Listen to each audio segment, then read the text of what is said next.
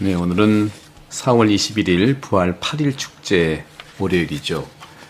마태복음 28장 8절에서 15절인데 여자들은 두려워하면서도 크게 기뻐하며 서둘러 무덤을 떠나서 제자들에게 소식을 전하러 달려갔습니다. 오늘 복음은 예수님 주변에 특히 돌아가신 다음에 모여온 사람들이 여성들이라는 점이죠. 그리스도의 부활은 그리스도께서 항상 주님을 따르는 사람들과 함께 할 수 있다는 것을 의미하죠. 예수 그리스도 현존을 우리가 만나고 기쁘게 보내는 데는 시간이 좀 필요하고 예수님의 현존 안에서 우리가 이 부활의 기쁨을 마주할 수 있겠습니다. 그런 점에서 오늘 복음에서 보게 되면 여인들은 무덤에 다가갔을 때 어떤 마음이었고 어떤 일을 하게 될까? 또 여성이나 경비병도 모두 부활의 또 천사의 출현을 기대하지는 않았겠죠. 전혀 모르니까. 그들이 매우 예민하게 반응하는 이유들도 있을 겁니다. 오늘 복음에 보게 되면 여인들이 나오고 그리고 경비병들이 나오고요. 그리고 그 사제들, 예수님 시대 때에 많은 오늘 복음에 나오는 사람들이죠. 원로들과 수석 사제들, 이렇게 또 경비병들, 이분들의 내용들을 보게 되면 각자의 위치에서 얼마나 변하지 않는, 예수님 부활하셨지만 변하지 않는 모습을 볼 수가 있어요. 바로 이들은 특히 먼저 여인들을 볼까요? 이 여인들은 도대체 누구냐? 어떤 여인들이 빈 무덤을 발견하고도 또 두려워하면서도 기뻐하며 서둘러 무덤을 떠났을까?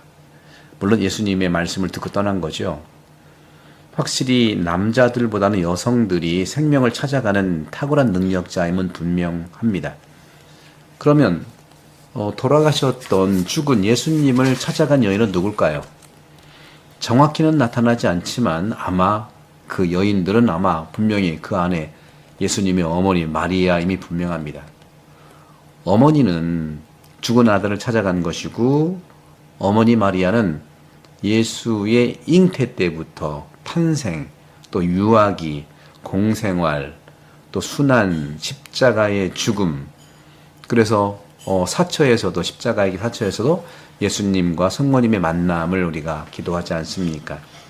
하여간 예수님의 삶의 중심에는 늘 아들과 함께 하셨던 어머님이 계시는 것이죠. 또 오늘 경비병들을 한번 볼까요? 경비병들과 수석 사제들, 원로들.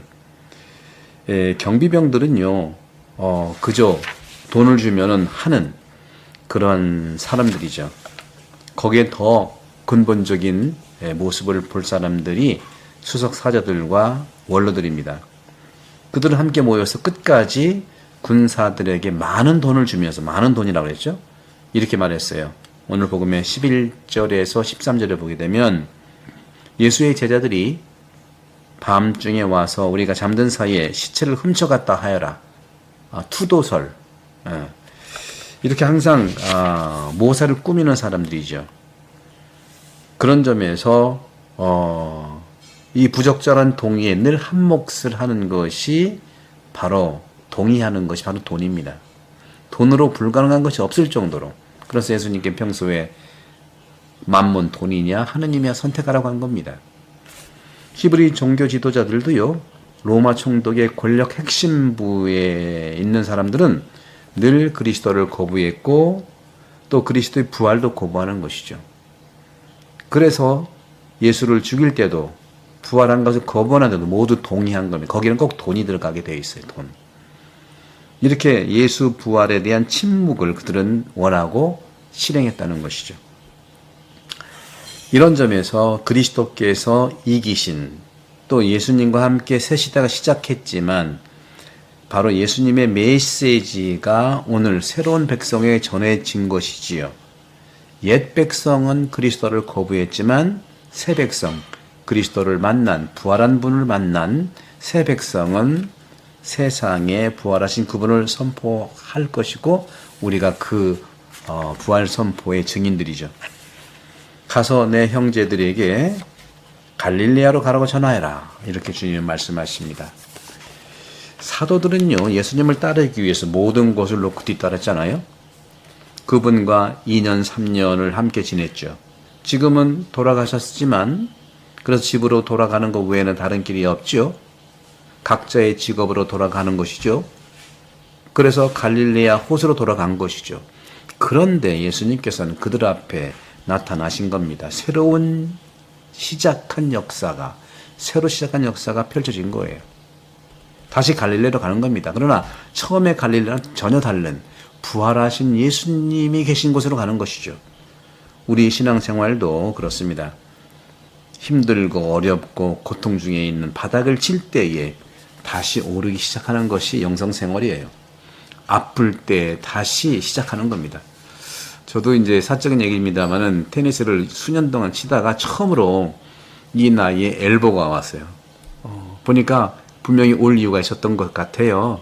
그래서 다시 처음으로 시작하는 것처럼 이 팔도 보호하면서 그 원인과 또 내가 왜 그러한 몸을 함부로 했을까를 성찰하면서 점점 나아지고 있고 다시 견고하게 운동을 할 수 있다는 것도 오늘 부활과 관계가 있고 새로운 시작이라는 차원에서 부활을 맞이한 겁니다.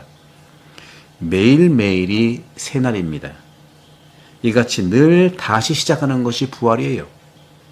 우리에게 희망과 기쁨을 주는 것이죠. 나는 앞으로 나아가게 해주는 힘이 바로 부활인 거죠. 이 제자들은요, 3년 전에 갈릴레아 호수에서 모르는 스승을 만났죠. 하느님의 파견이라는 혼란을 통해서 만난 것입니다. 지금 다시 주님을 만나고 있어요. 누굴까요? 부활하신 주님이에요. 처음 뵌 그곳에서, 하지만 죽음에서 승리하신 새로운 분께서 하느님의 이름으로 모든 세상에 제자를 파견합니다. 지금 우리를 파견하고 있는 겁니다. 우리 새롭게 파견되는 존재들이죠. 우리도 역시 매일 일상에서 새로운 만남을 살아갑시다. 우리를 위해 새로운 시작, 새로운 파견, 새로운 징표, 부활하신 그분과 함께 말입니다.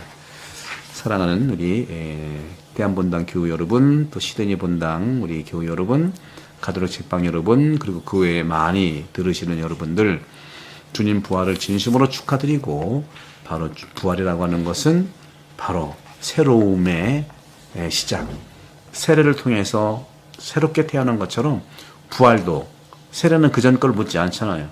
부활도 그전 거 묻지 않습니다. 새롭게 태어나면 됩니다. 여러분들 구독 선교 부탁드리고 기쁜 부활의 시기가 되기를 여러분 축복드립니다.